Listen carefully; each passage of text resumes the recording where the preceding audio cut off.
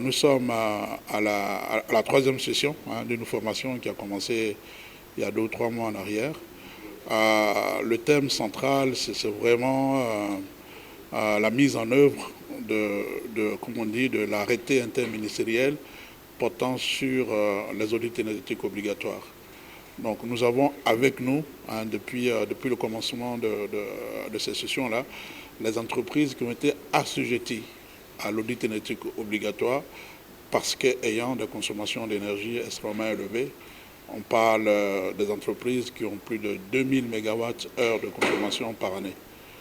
Donc cet arrêté-là prévoit des obligations qui sont quelquefois techniques pour ces entreprises-là.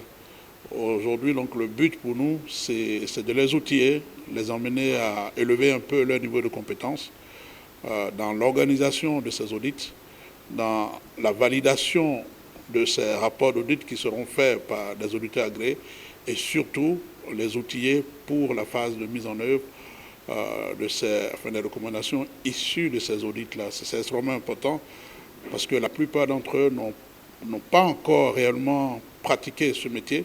Cette formation vient pour répondre à un besoin. La CGCI étant l'organisation patronale la plus représentative, ne pouvait pas rester loin de ces entreprises soumises à un audit énergétique obligatoire.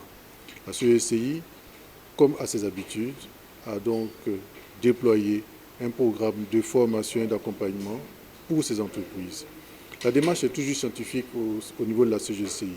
La CGCI a déjà un programme qui n'était pas dans l'obligation de réaliser des audits énergétiques obligatoires, mais un programme qui réalisait des audits énergétiques.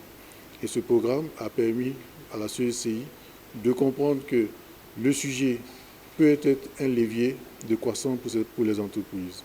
Au lieu d'être d'abord un sujet d'obligation, les entreprises peuvent voir à travers l'expérience de la CGCI qu'elles peuvent, avec cette disposition, tirer profit pour leur entreprise. Quand on finit un audit énergétique, il y a des mesures.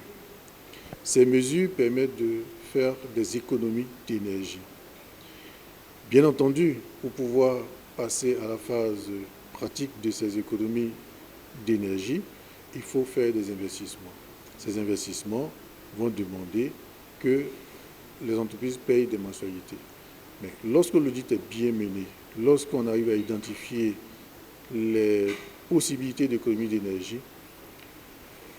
les entreprises peuvent se retrouver à payer une mensualité qui est inférieure à l'économie d'énergie. Donc en réalité, c'est la mesure qui finance l'économie d'énergie. Et on a un vrai sujet aujourd'hui pour l'industrialisation. Toute disposition, tout appareil nouveau qui permet d'économiser de l'énergie, en général, fait gagner à l'entreprise plus de productivité. Et donc, les entreprises, à travers cette obligation, à travers l'audit énergétique obligatoire, peuvent apporter une solution concrète à l'industrialisation, qui est un sujet qui, pour l'instant, peine à trouver une solution.